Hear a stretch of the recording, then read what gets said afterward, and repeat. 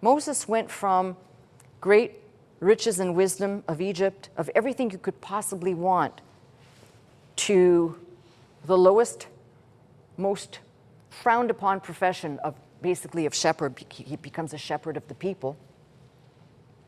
And that was by God's design. Now, I'm not saying to you that every person who decides to serve God will be met with the test of giving up whatever they have, but I think there's a bigger message that we tend to forget. The New Testament talks of the man that asked Jesus, "What must I do to inherit eternal life?" And to that man, Jesus says, "Sell what you have, give it to the poor, and follow me." And the man went away, very sorrowful. He would not, because he had a lot of goods and he didn't want to part with them. And I think the beauty of this story is that Moses left the comforts and the splendor of Egypt. Everything that you could possibly want was there.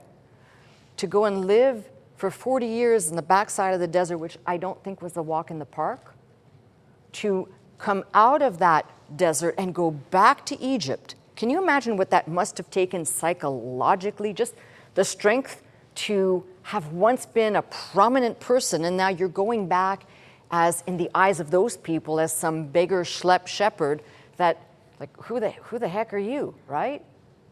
For the ego of a human being, you might say that must have been very difficult, but the Bible speaks of Moses as meek, that's under God's control, and had a degree, obviously, of humility about him and understanding that this assignment he was on was something way bigger, even though he might not have understood it clearly, way bigger than himself.